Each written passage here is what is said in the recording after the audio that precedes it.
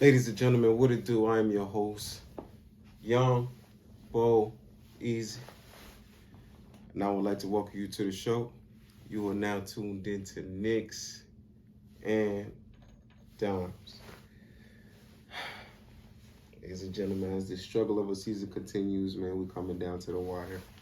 Uh, 25 and 35, 60 games in. 25 and 35 after this game that we just played against Miami Heat.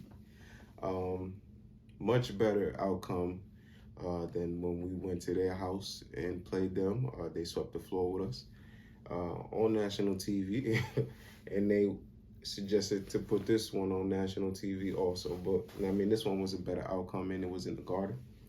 Lost 115 to 100. I'm gonna quickly get into the stats, man, but I'm RJ Barrett stole the show today. I want to congratulate this man. I'm going to get into the stat sheet for everybody. We're going to start off with the Heat, 23, 2-2 for Jimmy Butler. 16 and 16 for Bam Adebayo, along with 4 assists. I like the game that he played today. He did a lot of the 50-50 things and stuff that won't show up on the stat sheet for them.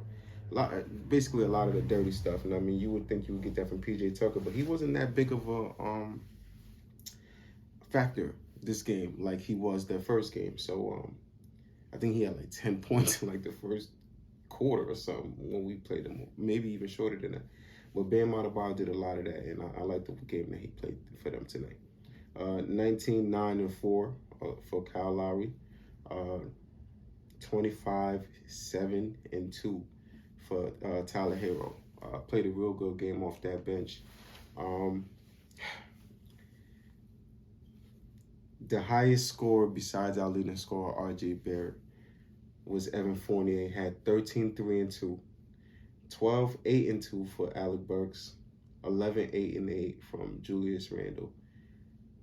And that's pretty much the end of the attractive stats, besides the fact that RJ Barrett had 46, 9, and 2. Mind you, I said we scored 100 points.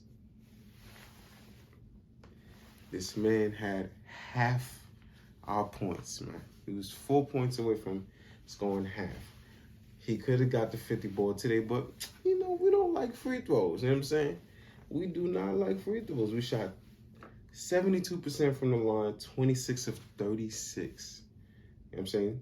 Today, 74%. So they didn't shoot that great. You know what I'm saying? But 35% to their 34%. And 40% shooting as a whole to their 47%. All right. We won the rebound differential by 1. I think it was some bogus calls that went their way. But I'm not going to use that as an excuse. We turned the ball over too many times. I think we had 9 turnovers in the first 3 quarters and then had 9 in the fourth alone or something like that. It wasn't a good look. Yeah, so as you can see, we had 18 turnovers to their 8, and they capitalized off of that. Get how many points they had off of turnovers in a second, but they definitely capitalized off of those turnovers. They had 12 points off of the turnovers. Man, that doesn't feel right. It doesn't feel right. But hey, 12 points off of the 18 turnovers that we had. And some of them was unforced, man. It was just bad passes being thrown. RJ Barrett went off 30 points in the first half, 16 in the second. They did a real good strategy to put him into the post for that second half. Jimmy Butler was pretty much having him in a post every possession, try to wear him down and all that stuff. And, you know, also it's not a mismatch, but it's just like it's a battle of strength. You know what I'm saying? Sometimes RJ will get the upper hand, but, you know, it's at the same time it's taking a toll on him, so he can't be as effective on the other side second half, which, you know, caused him to only score those 16 points. He could have easily had 50, easily. Going to the line, I pretty much believe 20 plus times, but he missed.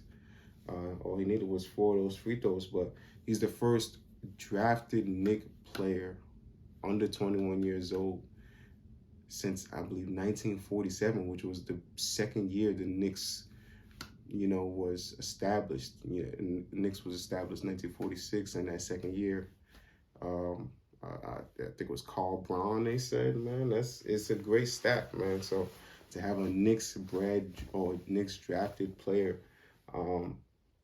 have such a feat, but it came with a loss, and mainly because of turnovers, not executing at the free throw line, and nobody could really help him out. You got your second best scorer, 13 points, and Fournier did not shoot that well. You know what I'm saying? So, tough season. We thought we was going to get Derrick Rose back. The spot where he did have surgery at just started showing signs of like an infection. So they had to go in there and do another procedure. So that's tough. And we lost Quentin Grimes tonight. Quentin Grimes should be out for, I believe they said, 4 to 6 weeks, if I'm not mistaken. So, I mean, it's just a tough season, man. At least we got signs of Jericho Sims today. We got a showing of Miles McBride for 2 minutes. I wish we could get a little more of that. It's not like we got much to lose right now. I would like to see more of Miles McBride on the court. Alec Burks only giving us 12 points, and it's just like, he just doesn't look comfortable in that point guard position. We looked much better with R.J. Barrett bringing up the ball and starting the offense, like being able to penetrate and kick out and get the offense flowing. I felt like it seemed much better when R.J. was doing it, but Alec Burks just isn't a point guard. He's that Swiss Army knife kind of guy. Like, he's just the dude who's, interchangeable with that bench, could play multiple positions, but point guard is not one of them, especially heavy minutes, Like, if you got him playing point guard for like a couple of minutes, I understand, but you want him to do that the bulk of the way. He just doesn't have that point guard IQ, so that's difficult for the offense to get thrown 100%. They pretty much gave it to us that fourth quarter, 25-15. We could not get anything going. It's just, it is what it is. And they, 20 fast break points. Ate us alive in the paint. Pause 54-24. Bench points 49-18. It was, we had the lead for a good amount of time in the first half.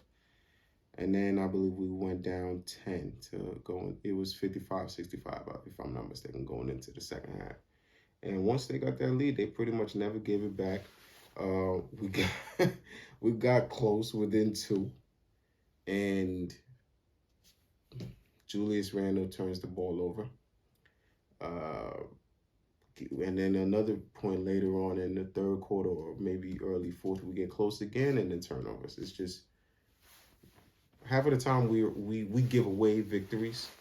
And that's what we've been seeing with a lot of these victories recently. Losses for us, but victories for these other teams. We've been giving away games, and it is what it is.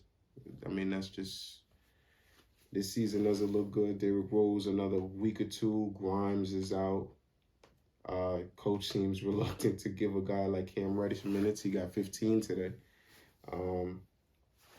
But it's hard to have faith in this season. Really, really hard to have faith in this season. 16 minutes for Cam Reddish, 13 for Obi Toppin.